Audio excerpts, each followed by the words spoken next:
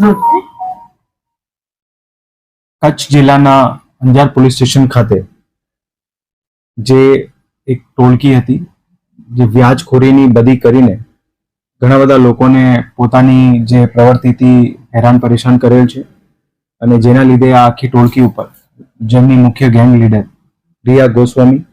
અને એમના સાગરીતો આર્થિક ગોસ્વામી તથા એમનું જે ભાઈ હતું તેજસ ગોસ્વામી એ ત્રણેય વિરુદ્ધ જે છે ગુજસી ટોકની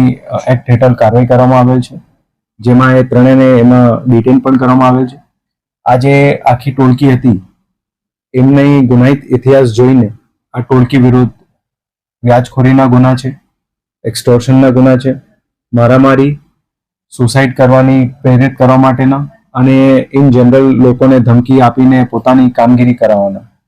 આ આખી ટોળકી જે છે ઘણા ટાઈમથી અંજાર તથા આજુબાજુના વિસ્તારમાં સક્રિય હતી અને જેના અનુરૂપ જે ગુજસી ટોકના જે પ્રોવિઝન હતા એના અંતર્ગત આખી ટોળકી વિરુદ્ધ જે છે કાર્યવાહી કરવામાં આવેલ છે અને પોલીસ દ્વારા આમ નાગરિકોને બધાને અપીલ છે આ ટોળકીથી કોઈ પણ અગર કોઈ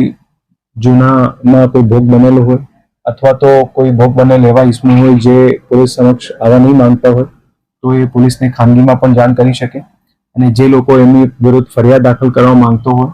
તો આ ટોળકી વિરુદ્ધ બેધડક જે છે ફરિયાદ દાખલ કરાવે. પોલીસ દ્વારા આ ટોળકી વિરુદ્ધ સખ્ત કાર્યવાહી કરવામાં આવશે.